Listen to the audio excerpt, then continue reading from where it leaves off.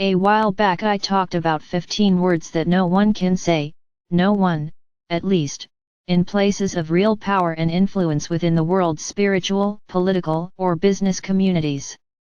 Those 15 words. We are all one. Ours is not a better way, ours is merely another way. This is called, in the fourth of the Conversations with God books, titled Friendship with God, the New Gospel. In that book a remarkable dialogue takes place, in which I asked God about why it is so difficult for humanity's religions and other institutions to embrace such a simple and wonderful truth. At the outset of that dialogue I asked, can everyone have a friendship with God? The dialogue continued, with God answering. Everyone.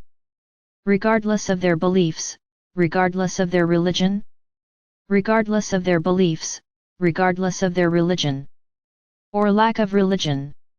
Or lack of religion. Anybody can have a friendship with God, at any time, is that right? You all do have a friendship with God. Some of you just don't know it. As I have already said. I know that we are repeating ourselves here, but I want to make sure, I want to make absolutely certain, that I get this right. You just talked about how we don't always get everything completely accurate, and this is one thing I want to get as accurately as I can. I want there to be no mistake about this. You are saying that there is no right way to God? That is what I am saying. Exactly, precisely, unequivocally. There are 1,000 paths to God, and every one gets you there. So we can, at last, bring an end to better about God. We can stop saying that ours is the better God. Yes, you can. But will you? That is the question. It will require you to give up your ideas of superiority, and that is the most seductive idea human beings ever had. It has seduced the entire human race. It has justified the wholesale slaughter of members of your own species, and every other species of sentient being on your planet.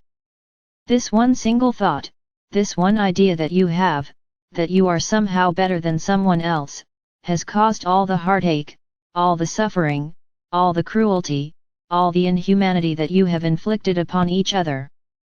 You've made this point before. And like many other points I have made with you in this dialogue, I will make it over and over again. This point, in particular, I want to emphasize now, in such stark terms, in such clear and specific language, that you can never forget it, for throughout the ages humans have asked me, what is the way to a more perfect world? How can we live together in harmony? What is the secret to lasting peace? And throughout the ages I have given you the answer. Throughout the ages I have brought you this wisdom, 1,000 times in 1,000 ways. Yet you have not listened. Now I declare it over and over here, in this dialogue, in language so plain that you can never again ignore it, but will understand it completely, and internalize it so deeply, that you will hereafter and forevermore reject any suggestion that one group of you is somehow better than another group of you. Again I say, put an end to better. For this is the new gospel, there is no master race. There is no greatest nation. There is no one true religion. There is no inherently perfect philosophy. There is no always right political party, morally supreme economic system, or one and only way to heaven. Erase these ideas from your memory. Eliminate them from your experience. Eradicate them from your culture. For these are thoughts of division and separation, and you have killed each other over these thoughts. Only the truth I give you here will save you. We are all one. Carry this message far and wide, across oceans and over continents, around the corner and around the world. I will. Wherever I go, and wherever I am, I will say it loud and clear.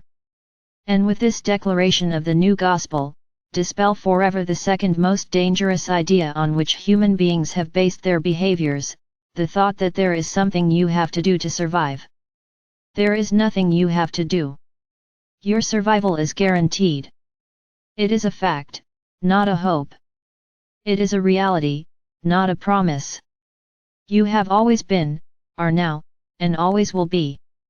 Life is eternal, love is immortal, and death is only a horizon. I heard that as a lyric line on a wonderful song recorded by Carly Simon. I think she got the lyrics from a poem, a free verse that she read somewhere. Have I not told you that I will communicate with you in many ways? An article in a 3-month-old magazine at the hair styling salon, a chance utterance by a friend, the lyrics to the next song you hear? It is through these kinds of continuing conversations with God that I send you my eternal message: your survival is guaranteed. The question is not whether you will survive, but what shall be your experience while you are surviving. You are answering that question now, in what you call this lifetime, and what you call the next. For what you experience in the next lifetime can only be a reflection of what you have created in this lifetime, because, in truth, there is only one everlasting life, with each moment creating the next.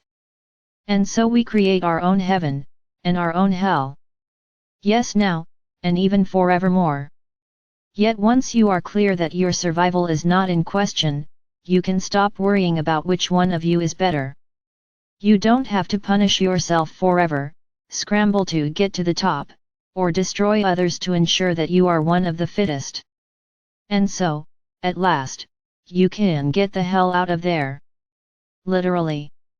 Come, then. Join with me now in a deep and abiding friendship. I have given you the steps here. And I have shared with you the attitudes of God, which will change your life. Come then. Get the hell out. Bring the blessing and the joy and the heaven in. For thine is the kingdom and the power and the glory, forever. I would not tell this to you if it were not so. Elsewhere in this breathtaking dialogue God said to me, Go, therefore, and teach yet all nations, spreading far and wide the new gospel, we are all one. Ours is not a better way, ours is merely another way. Speak it not only from your pulpits, but from the halls of your governments as well, not only in your churches, but in your schools, not only through your collective conscience, but through your collective economies. Make your spirituality real, right here, right now, on the ground. With pure love, Neil.